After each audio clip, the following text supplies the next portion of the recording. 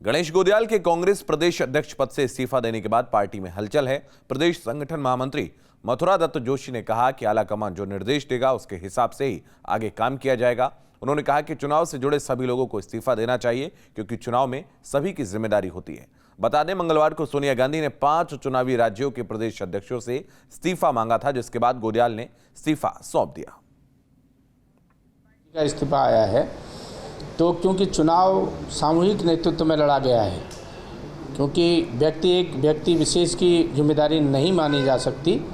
हमारा मानना यह है कि सारे लोगों ने, जो भी लोग चुनाव से प्रत्यक्ष और अप्रत्यक्ष रूप से जुड़े थे, मैं समझता हूँ सबको त्यागपत्र देना चाहिए और हाईकमान को निवेदन करना चाहिए कि भाई जिस तरीके से वो चाहें उस तरह से पार्टी की ओवरऑलिंग करें या पार्टी को नेतृत्व दें या प्रदेश अध्यक्ष जी को दोबारा मौका दें। गोदियाल जी को जितना मौका मिलना चाहिए था वो मौका नहीं मिला है।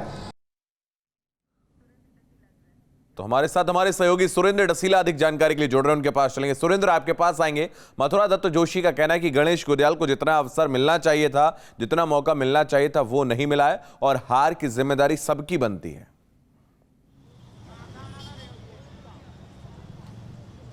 देखिए शुभम, बिल्कुल सही बात है। हार की जिम्मेदारी सबकी बनती है क्योंकि कांग्रेस उत्तराखंड में सामूहिक नेतृत्व पर चुनाव लड़ रही थी। उसने कोई चेहरा नहीं बनाया था और गणेश गोदियाल को 7 महीने का कार्यकाल मिला था।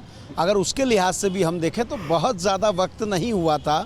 हालांकि ये कांग्रेस राष्ट्रीय अध्यक्ष का फैसला है कि उन्होंने सभी का इस्तीफ़ा लिया है।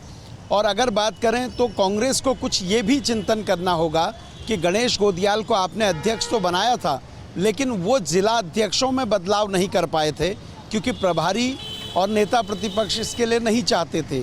ये एक नाराज़गी उनकी रही है। और अब जब गणेश गोदियाल प्रदेश अध्यक्ष से इस्तीफा दे चुके हैं तो बात ये भी चल रही है कि जो 4 कार्यकारी अध्यक्ष हैं, रणजीत रावत, भुवन कापड़ी, तिलकराज बेहड़ और जीत राम टमटा, इन 4 लोगों को भी अपना इस्तीफा देना चाहिए क्योंकि अध्यक्ष के इस्तीफे के साथ पूरी कार्यकारिणी स्वतः ही भंग हो जाती है। और ये भी कहा जा रहा है क्योंकि जुलाई में प्रदेश अध्यक्ष बिल्कुल सुरेंद्र, वापस आपके पास आएंगे। खटीमा लेकर चलते हैं आपको। पुष्कर सिंह धामी क्या कुछ करें? तो पुष्कर सिंह धामी खटीमा पहुंचे हुए थे और इस दौरान उन्होंने पत्रकारों से मुखातिब भी हुए थे। सुरेंद्र हमारे सहयोगी लगातार बने हुए हैं। सुरेंद्र, आप अपनी बात पूरी करिए। देखिए बिल्कुल, मैं बता रहा था कि जुलाई 2022 में नए प्रदेश अध्यक्ष का चुनाव होना था और ऐसे में ऐसा हो सकता है कि कांग्रेस कार्यवाहक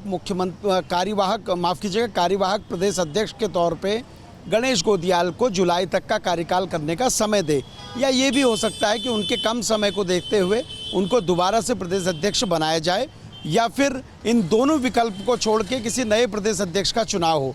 लेकिन सारी परिस्थितियों में उत्तराखंड कांग्रेस में जो कलह है वो थमती नहीं दिख रही है।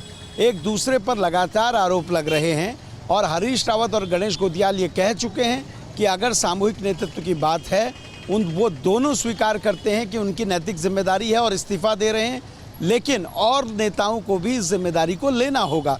तो कांग्रेस सुरेंद्र, एक बात जो सामने आती है, जिस तरीके से हरीश रावत ने कहा कि इस होली के साथ कांग्रेस से उनका निवेदन है कि इस होली के साथ उनकी जो राजनीति है उसको भी इसी में दहन कर दिया जाए, तो इस बयान को कैसे देखा जाए?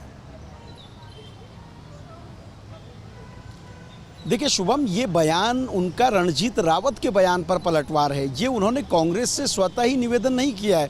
उन्होंने ये कहा है कि वो पार्टी में बहुत महत्वपूर्ण पदों पर रहे हैं, राष्ट्रीय महासचिव से लेकर कई राज्यों में प्रभारी रहे हैं, प्रदेश में मुख्यमंत्री रहे हैं, और ऐसे में कोई वरिष्ठ कार्यकर्ता उन पर ये आरोप लगाता है कि उन्होंने टिकट के खरीद फरोख्त करी, उन्होंने हराने में अपनी जिम्मेदारी निभाई, तो तब उनका ये कहना है कि कांग्रेस को अगर ऐसा लगता है कि हरीश रावत उपयोगी नहीं है तो हरीश रावत की राजनीति को इस होलिका दहन में दहन कर दिया जाए। यानी ये रणजीत रावत के बयान पर उनका पलटवार है। और सबसे बड़ी बात ये, देखिए उत्तराखंड में कांग्रेस में सबसे बड़ी दिक्कत यह है कि चुनाव कांग्रेस हार चुकी है, स्थिति खराब है, लेकिन नेताओं की जो आपसी लड़ाई है ये कार्यकर्ता का मनोबल तोड़ रही है और कांग्रेस को इससे उबरना होगा। 2 साल बाद मात्र 2024 में लोकसभा चुनाव में आपने जाना है। 5 सीटें आप लगातार 2 बार हार चुके हैं लोकसभा की, तो अब कैसे तैयार होंगे अगर इस तरह की लड़ाई चलती रहेगी? शुभम, बिल्कुल, बहुत धन्यवाद आपका हमारे साथ जुड़ने के लिए, तमाम जानकारी के लिए बहुत शुक्रिया।